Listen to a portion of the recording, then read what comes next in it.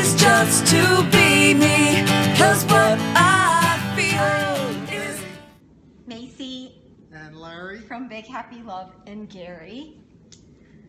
And tonight we wanted to talk to you about gratitude, because clearly today is the day to have gratitude about everything you can imagine. Hi.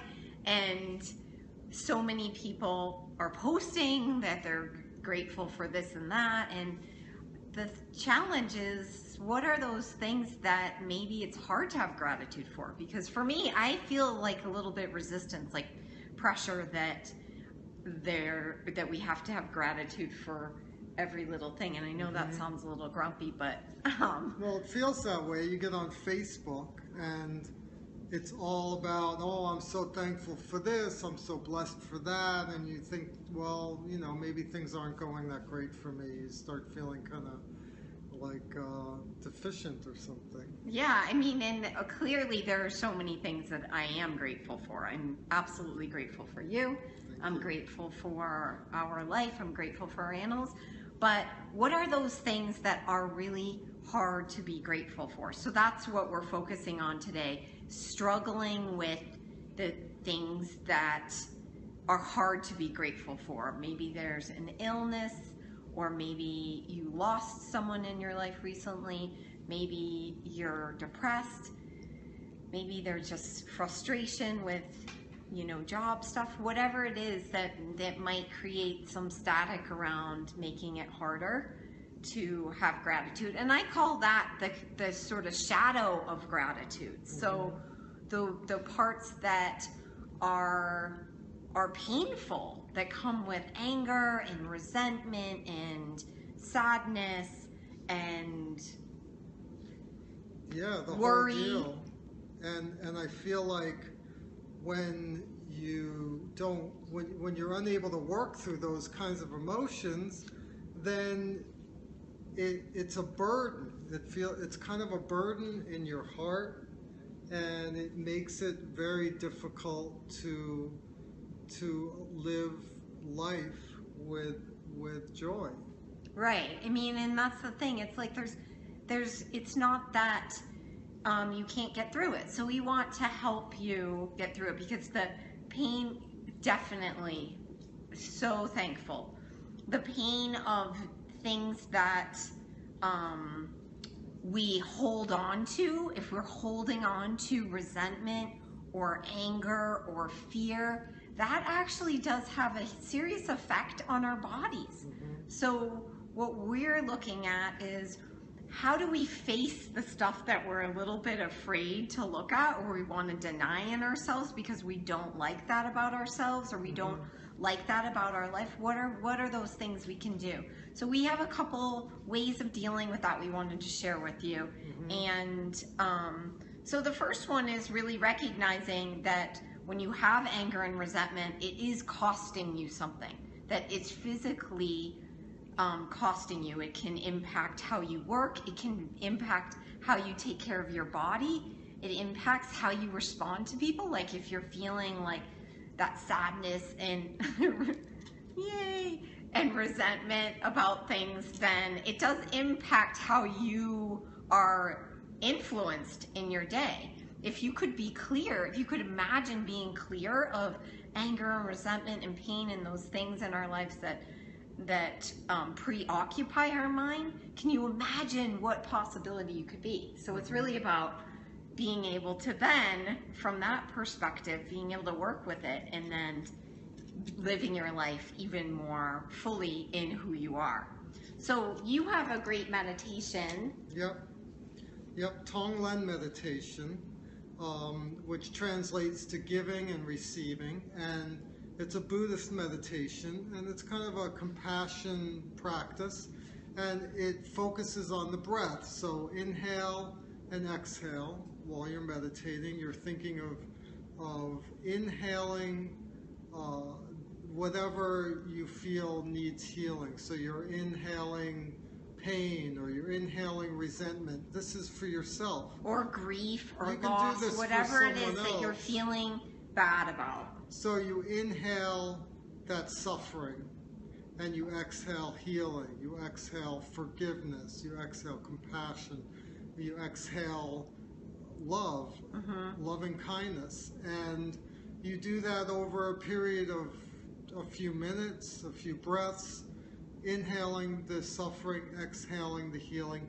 And then over time you start to expand that out, where you're inhaling the suffering of all people on the planet that are suffering from the same issue. So inhaling the pain that everyone is feeling of the loss of a loved one, or inhaling the pain that everyone on the planet is feeling for suffering for a particular illness, and exhaling out to yourself and to them healing and forgiveness and whatever it is you feel that's needed to heal or deal with that suffering.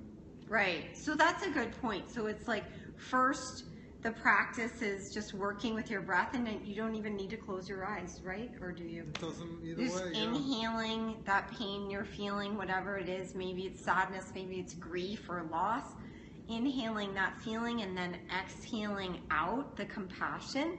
Inhaling that feeling of sadness and exhaling out love, and continuing that cycle, but starting from yourself and then moving out to more of a global picture. And for me, what I find when I do this practice is that I feel that I am a part of a bigger healing. So my pain has led me to a practice that is actually serving a bigger population. So it's like I have a purpose. I have a purpose when I'm meditating because I am working with a bigger cause. And right? It's about being a human being, and it's about this whole human experience. We have ups and we have downs, and we have joy and we have sadness, and we have to have it all. We have to have the good, the bad, the ugly. It's all part of that human experience, and there is the gratitude. There is the blessing. It's Right. that you can't have one without the other. And it's really about being able to experience being a human being. Right. That we all Right. So, and that's kind of coming back to the topic when we're struggling with gratitude. I mean, my feeling sometimes was like, how do I feel okay about this? Well, we're embracing our humanness, and in doing that, embracing our wholeness, we're embracing those things that we love. We love our animals. We are grateful for our house. We're grateful for being supported and have a divine presence. We're grateful for all those things, and we're grateful for the things that may be harder to be grateful for, maybe like a breakup or a divorce, or just having to go through that pain, because ultimately it's in the pain, in the mess, in the messiness that we get the message. So we get the message of what it is that we are being guided to learn. And so that's kind of our next piece to this, is finding that divine purpose in all things, and creating the more elevated story of how this is really supporting you in your life. Because often when we experience the pain and the tragedy and the trauma, it's nudging us to be ultimately more of who we are supposed to be. Hi, Kat. So anyway, so if we could start looking at the struggle as just an indicator that there's a huge gift under there that's leading us to help us become more of who we're supposed to be, right? Right. Absolutely. Yeah. So Yep. It's really about it's about not rejecting part of us. It's about accepting us fully, whether whether it's something that we're comfortable with or not. It's still us. they talk about it as like a self-aggression.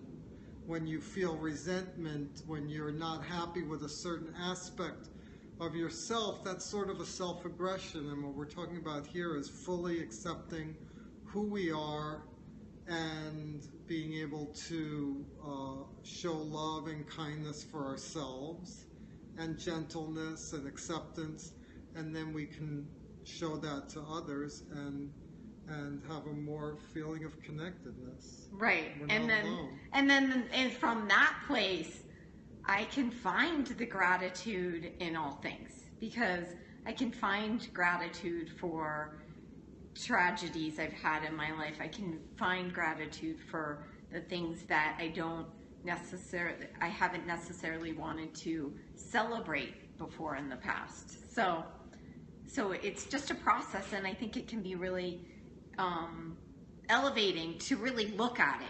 Because we have a choice. We have a choice as to what perspective we take on things. And it's really basically a matter of deciding what it is we want to believe and see in our lives. So being able to be grateful for those easy things to be grateful for, our friends and our family and our animals and sunshine and love, but also being able to be grateful for, you know, a job loss, a divorce, our house burns down, whatever it is, because somehow there's something bigger in that picture. Mm-hmm. And so you get to write your own story. You get to write your own story about these things. And I like to imagine that I'm on the porch, you know, a little old lady. Well, I'm pretty much a little old lady, but like when I'm a real serious little old lady on the porch, like